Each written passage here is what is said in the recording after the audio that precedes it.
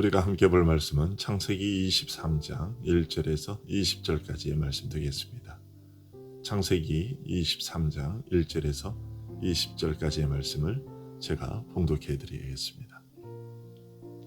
사라가 127세를 살았으니 이것이 곧 사라가 누린 횟수라.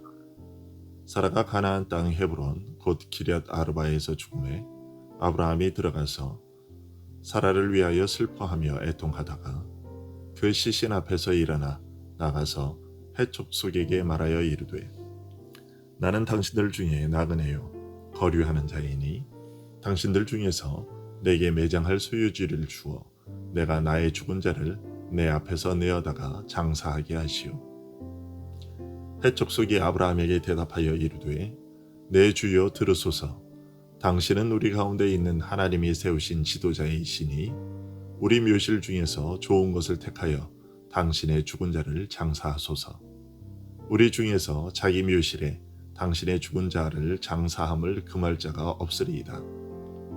아브라함이 일어나 그 땅 주민 헷 족속을 향하여 몸을 굽히고 그들에게 말하여 이르되 나로 나의 죽은 자를 내 앞에서 내어다가 장사하게 하는 일이 당신들의 뜻일진데 내 말을 듣고 나를 위하여 소알의 아들 에브론에게 구하여 그가 그의 반머리에 있는 그의 막벨라 굴을 내게 주도록 하되 충분한 대가를 받고 그 굴을 내게 주어 당신들 중에서 매장할 소유지가 되게 하기를 원하노라 하매 에브론이 헷 족속 중에 앉아 있더니 그가 헷 족속 곧 성문에 들어온 모든 자가 듣는 데서 아브라함에게 대답하여 이르되 내 주여 그리 마시고 내 말을 들으소서. 내가 그 밭을 당신에게 드리고 그 속의 굴도 내가 당신에게 드리되 내가 내 동족 앞에서 당신에게 드리오니 당신의 죽은 자를 장사하소서. 아브라함이 이에 그 땅의 백성 앞에서 몸을 굽히고 그 땅의 백성이 듣는 데서 에브론에게 말하여 이르되 당신이 합당히 여기면 청하건대 내 말을 들으시오. 내가 그 밭값을 당신에게 주리니 당신은 내게서 받으시오. 내가 나의 죽은 자를 거기 장사하겠노라. 에브론이 아브라함에게 대답하여 이르되 내 주여 내 말을 들으소서. 땅값은 은 400세겔이나 그것이 나와 당신 사이에 무슨 문제가 되리이까. 당신의 죽은 자를 장사하소서. 아브라함이 에브론의 말을 따라 에브론이 헷 족속이 듣는 데서 말한 대로 상인이 통용하는 은 400세겔을 달아 에브론에게 주었더니 마므레 앞 막벨라에 있는 에브론의 밭 곧 그 밭과 거기에 속한 굴과 그 밭과 그 주위에 둘린 모든 나무가 성문에 들어온 모든 헷 족속이 보는 데서 아브라함의 소유로 확정된지라. 그 후에 아브라함이 그 아내 사라를 가나안 땅 마므레 앞 막벨라 밭 굴에 장사하였더라. 마므레는 곧 헤브론이라. 이와 같이 그 밭과 거기에 속한 굴이 헷 족속으로부터 아브라함이 매장할 소유지로 확정되었더라. 아멘. 오늘 본문은 사라의 장례에 관한 기록입니다. 이 기록에서 특이한 점은 장례의식에 대한 설명은 없고 무덤을 구입하는 일을 길게 설명하고 있다는 점입니다. 그 이유는 무엇일까요? 부활에 대한 소망을 가지고 장례를 치르며 무덤을 그 소망을 지속적으로 유지하기 위한 하나의 수단으로 삼으려 했기 때문입니다. 오늘 본문에서 아브라함은 사라의 무덤으로 에브론의 밭과 굴을 매입합니다. 아브라함이 다른 땅이 아닌 굳이 이 땅을 매입하려고 했던 이유는 무엇일까요? 그에 대한 답은 창세기 13장에서 얻을 수 있습니다. 창세기 13장은 아브라함과 그의 조카 롯의 목자들이 목초지를 얻기 위해 자주 다툼이 일어나자 둘 사이의 평화를 위해 조카 롯이 소돔 근처로 장소를 옮겨간 이야기입니다. 그리고 그 후에 어떤 일이 있었느냐? 14절부터 보면 하나님께서 아브라함에게 눈을 들어 동서남북을 바라봐라. 내 눈에 보이는 이 땅을 내가 너에게 줄 것이다. 그리고 내가 일어나 그 땅을 두루 다녀보아라.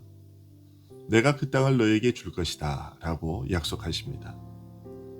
그리고 이 약속을 받은 아브라함은 거주지를 옮기는데요. 18절은 아브라함이 삶의 터전으로 삼은 그곳을 이렇게 소개하고 있습니다. 이에 아브라함이 장막을 옮겨 헤브론에 있는 마므레 상수리 수풀에 이르러 거주하며 거기서 여호와를 위하여 제단을 쌓았더라. 이 기록을 보면 헤브론은 아브라함에게 있어서 상징적 의미가 있는 곳이었음을 알게 됩니다. 그것은 헤브론이 하나님께서 주심하고 약속하신 땅의 전부를 의미한다는 것입니다. 그리고 하나님께로부터 직접적으로 이 땅을 약속받은 것은 아브라함이었지만 사라의 몸에서 태어나는 자가 약속의 상속자가 될 것이라 하셨던 말씀을 보면 이 땅에 대한 약속은 사라에게도 동일하게 주어졌던 것임을 알 수 있습니다. 바로 이런 이유 때문에 아브라함은 사라를 고향인 갈대아 우르가 아닌 이곳 헤브론에 장사 지내려고 했던 것이죠. 뿐만 아니라 이 약속이 아브라함 자신의 죽음으로나 가족들의 죽음으로 사라지지 않고 그 약속이 대를 이어 계속해서 이어지게 하려고 이 땅을 매입하려고 했던 것입니다. 창세기 25장에 가면 아브라함이 죽는 이야기가 나오는데요. 25장 8절에서 10절은 아브라함이 묻힌 곳에 대하여 이렇게 전합니다. 그의 나이가 높고 늙어서 기운이 다하여 죽어 자기 열조에게로 돌아가매 그의 아들들인 이삭과 이스마엘이 그를 마므레 앞 헷족속 소할의 아들 에브론의 밭에 있는 막벨라 굴에 장사하였으니 이것은 아브라함이 헷족속에게서 산 밭이라. 아브라함과 그의 아내 사라가 거기 장사되니라. 또 창세기 35장 27절에서 29절까지에는 이삭이 죽는 이야기가 나오는데 거기서도 비슷한 이야기로 마무리됩니다. 야곱이 기럇 아르바의 마므레로 가서 그의 아버지 이삭에게 이르렀으니 기럇 아르바는 곧 아브라함과 이삭이 거류하던 헤브론이더라. 이삭의 나이가 180세라. 이삭이 나이가 많고 늙어 기운이 다함에 죽어 자기 열조에게로 돌아가니 그의 아들 에서와 야곱이 그를 장사하였더라. 그리고 창세기 49장에는 아브라함의 손자요 이삭의 아들인 야곱이 죽으면서 남기는 말이 나옵니다. 창세기 49장 29절에서 32절의 말씀인데요. 그가 그들에게 명하여 이르되 내가 내 조상들에게로 돌아가리니 나를 헷사람 에브론의 밭에 있는 굴에 우리 선조와 함께 장사하라. 이 굴은 가나안 땅 마므레 앞 막벨라 밭에 있는 것이라.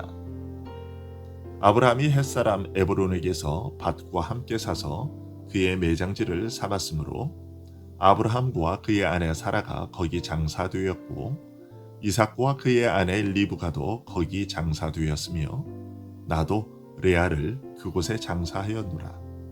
이 밭과 거기 있는 굴은 헷사람에게서 산 것이니라. 아브라함과 이삭과 야곱, 요셉 그리고 사라와 레아 이들은 한결같이 헤브론에 묻혔습니다. 그것은 비록 그들의 육신이 죽음을 맞이하여 태양의 빛을 박탈당하고 생명을 유지시키는 공기를 상실한 무덤 속에 들어가 있다 할지라도 언제나 그 약속된 기업에 함께 자기들도 참여하게 하려는 것이 그들의 특별한 소원이었기 때문이었습니다. 이처럼 아브라함은 이 땅의 주인이 바로 자신들이라는 것을 믿었습니다. 아직은 완전히 자신들의 손에 쥐어지지 않았지만 장차 하나님의 약속대로 그 땅은 자신들의 완전한 소유가 될 것이라는 확실한 믿음을 가지고 있었습니다. 아브라함은 하나님의 약속에 대한 그 확실성과 자신에게 주어진 상속권을 확정짓기 위해 이 땅을 매입하고 사라를 묻었습니다. 그렇게 함으로써 자신이 이 땅에 속했다는 사실과 이곳은 나의 영원한 삶의 터전이요 유업이라는 사실을 증거하고자 했던 것입니다. 하지만 이 이야기를 보면서 이것이 정말 이 세상의 땅에 관한 이야기로만 생각해서는 안 됩니다. 왜냐하면 히브리서 11장 13절부터 16절의 말씀은 이들이 바라본 것은 표면적으로 드러난 가나안 땅이 아닌 그 가나안 땅이 상징하고 있던 실체를 바라보았다고 말하고 있기 때문입니다. 이 사람들은 다 믿음을 따라 죽었으며 약속을 받지 못하였으되 그것들을 멀리서 보고 환영하며 또 땅에서는 외국인과 나그네임을 증언하였으니 그들이 이같이 말하는 것은 자기들이 본향 찾는 자임을 나타냅니다. 그들이 나온 바 본향을 생각하였더라면 돌아갈 기회가 있었으려니와 그들이 이제는 더 나은 본향을 사모하니 곧 하늘에 있는 것이라. 이러므로 하나님이 그들의 하나님이라 일컬음 받으심을 부끄러워하지 아니하시고 그들을 위하여 한 성을 예비하셨느니라. 아브라함을 비롯한 사라와 이삭, 야곱은 가나안 땅에 대한 약속을 그냥 단지 이 세상의 땅에 관한 것으로만 이해하지 않았다고 말하고 있는 것이죠. 그들은 가나안 땅에 대한 약속을 어떻게 이해하고 있었느냐? 하늘나라에 대한 것으로 이해하고 있었다는 말입니다. 그것은 오늘 본문 4절을 통해서도 드러납니다. 나는 당신들 중에 나그네요 거류하는 자이니 당신들 중에서 내게 매장할 소유지를 주어 내가 나의 죽은 자를 내 앞에서 내어다가 장사하게 하시오. 아브라함은 이 땅을 매입하여 정착민으로 살려고 하지 않았습니다. 그는 계속해서 나그네로서의 삶을 살 것이라고 말하고 있습니다. 단지 아내와 자신이 장사될 장소만 갖게 되면 그것으로 족하다고 말하고 있는 것이죠. 그리스도인은 이 세상을 정착지로 삼는 사람들이 아니라 나그네로 살아가는 사람들입니다. 이 세상에 우리가 남길 것은 장례식 때 묻힐 땅 한 평이면 족합니다. 아니, 굳이 그 한 평조차도 필요가 없습니다. 주께서 다시 오실 때면 무에서 유를 창조해내시는 그 능력으로 우리를 완전한 몸으로 다시 부활케 하실 것이기 때문입니다. 우리가 이 사실을 되새기지 않으면 이 세상에 대한 미련을 버리지 못하고 계속해서 소유에 대한 욕심을 버리지 못하고 집착하게 될 겁니다. 우리의 본향은 이 땅이 아닙니다. 이 땅은 잠시 머물다 떠나는 곳에 불과합니다. 이와 같은 소망은 믿음으로 하늘을 바라보지 않았다면 절대로 지닐 수가 없는 것이었습니다.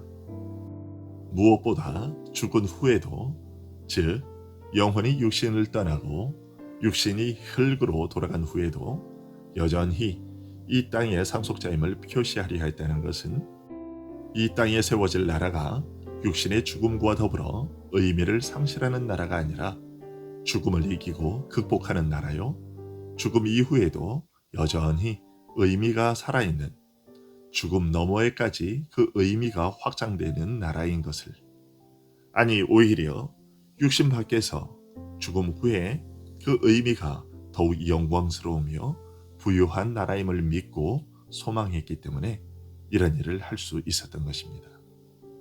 결국 아브라함이 궁극적으로 바란 나라는 하늘의 도성이었던 것이죠.